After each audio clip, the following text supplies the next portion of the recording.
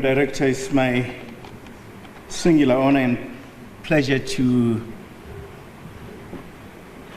be in the midst of such an august gathering of those who look after whatever wealth we do have. It is a particular honor for me to introduce to this gathering a friend, a comrade, and one of those people who dearly has fallen in love with this country. I got to know Honorable Tito Mboweni when he landed at the National University of Lesotho, I believe in the academic year 1980-81, as a refugee who also became a student. He immediately threw himself into activism, becoming a member of several student activist organizations. Just to mention a few, a member of what was called the Committee for Action and Solidarity for Southern African Students,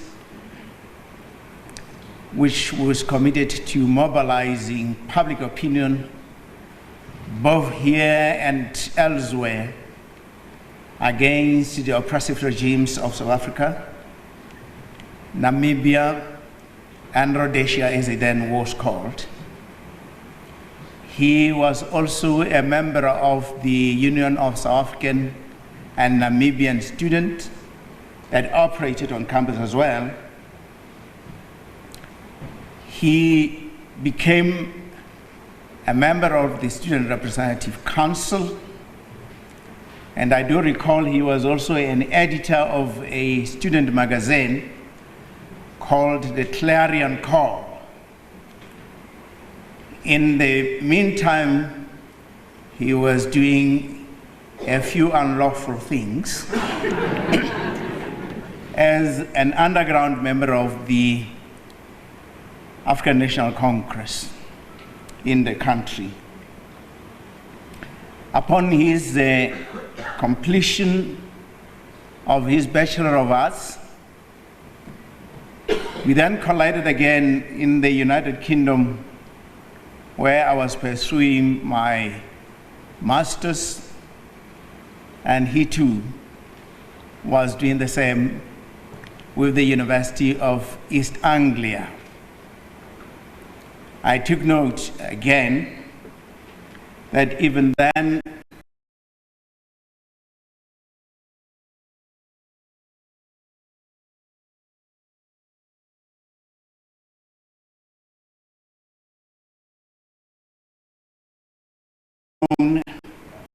veteran activist in the name of Sonia Banting,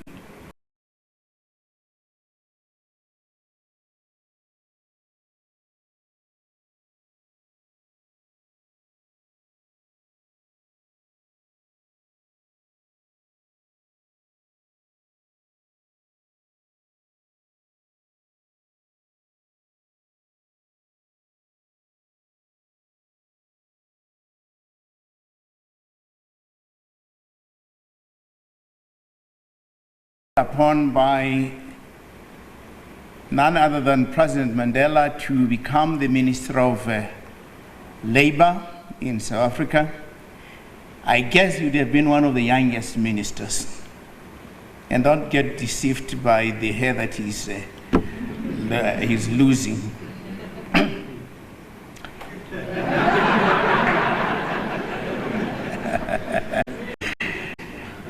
But immediately in 1998, he got called upon to assume a far more challenging but strategic role to become the governor of the South African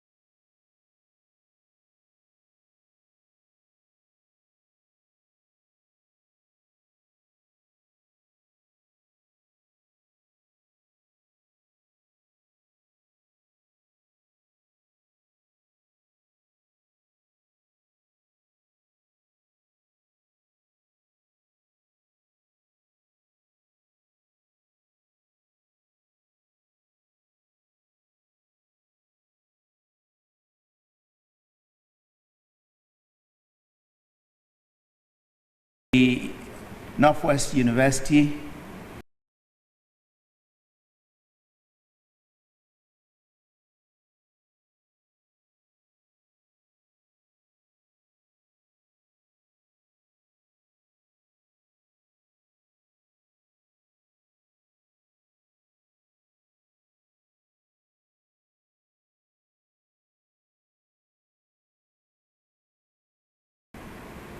has such abiding love and commitment and empathy for this country. I was surprised. Not so long ago when I met him in Johannesburg, and he tells me that his son, he had sent his son to study at the National University of Lesotho.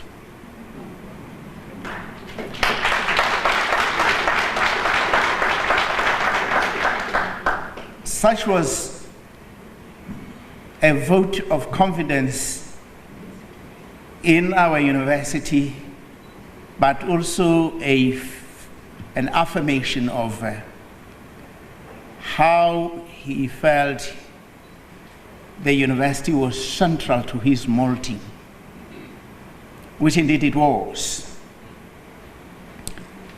Lastly, he has written a few controversial things about this country.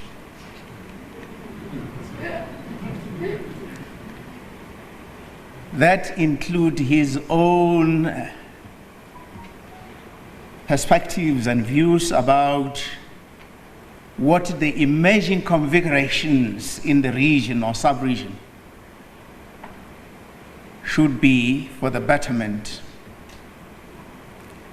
of the citizenry of our region. I always wish that we could be engaged in those ideas. I know that in this country we are not given to debating issues.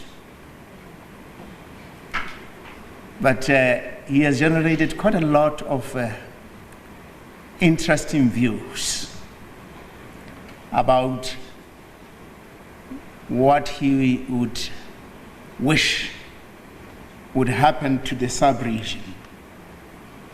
Be that as it may, colleagues and program director, I have the honor to invite Honorable Mboweni, who has just been appointed the new Minister of Finance in South Africa, and he tells me he tried to hide and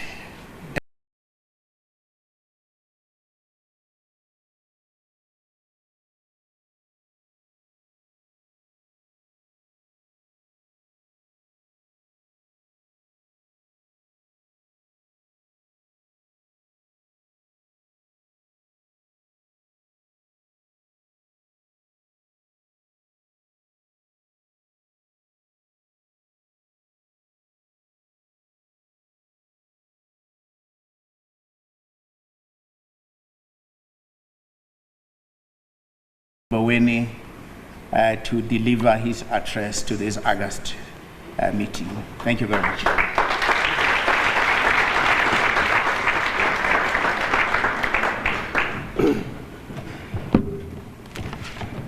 Thank you very much, Vice Chancellor.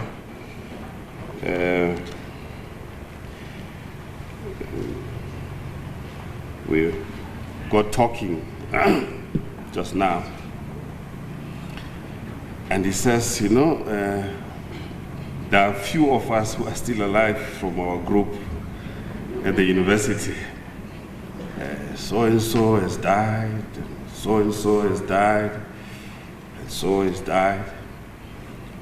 But at least Rakuana is in Parliament.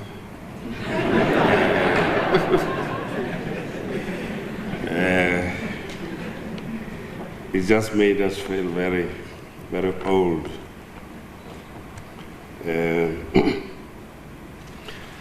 Thank you very much to the Institute for making it easy for me to come visit home.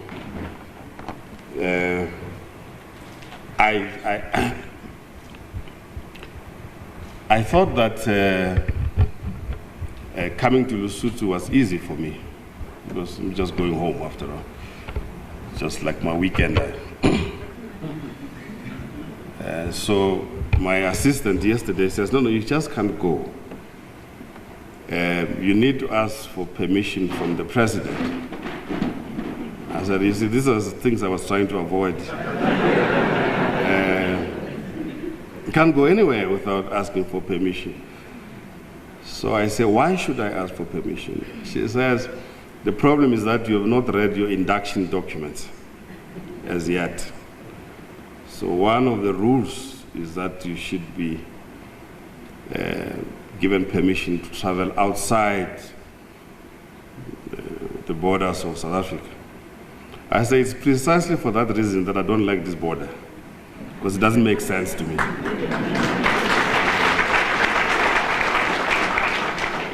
Makes absolutely no sense. It's quicker for me to come here than to go to Zanini, so why should I go through a border post? Anyway, then she says there's bad news. When you arrive at the airport there, you are likely going to find the Minister of Foreign Affairs of Lesotho. I said, but I'm not visiting with him. I'm visiting with the Institute. But anyway, he was there at the airport. Suppose he's welcome to officialdom again. Really, indeed, it's my pleasure and honor to have been invited to be here. You asked me to reflect on some of the challenges that face the African economy and how we probably situate the African economy within the global context. And I thought I'll make a few points only so that maybe we have a Q&A, which is much better. I think by now there is a general consensus amongst economists and policymakers that we need a few fundamental ingredients for economic growth and performance. And I'll just run through them. Macroeconomic stability, in particular the stability of the fiscal and monetary system. In this regard, the old rule of thumb that the budget deficit before borrowing should not be greater than 3% of GDP stays, but nevertheless, in times of stress, this can be tolerated at a slightly higher level. Monetary stability in terms of inflation, we should be kept at lower levels in order to continue to protect the value of the currency and the buying power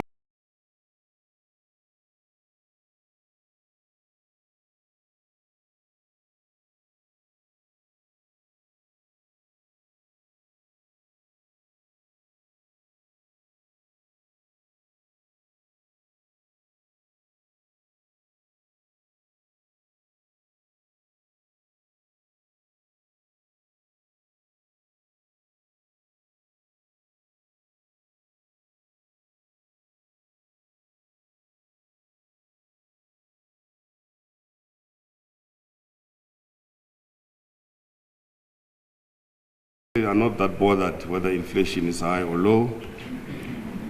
When inflation is high, they buy boats and private islands and aeroplanes and so on.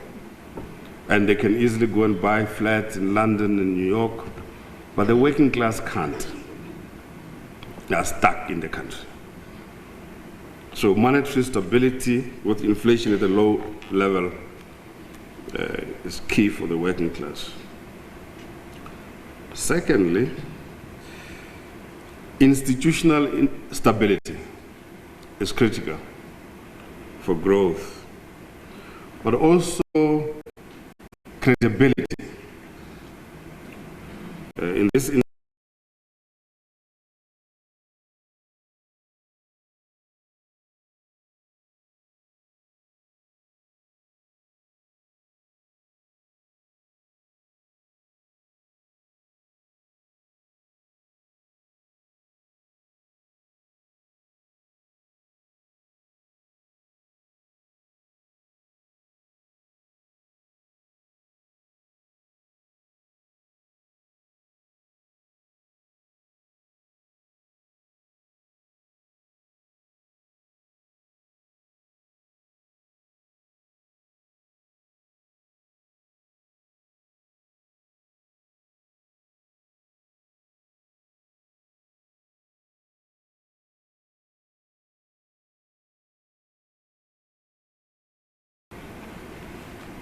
more often than not to fund themselves or to fund political parties. Still. So that side-by-side credibility of the central bank and the national treasury is very important.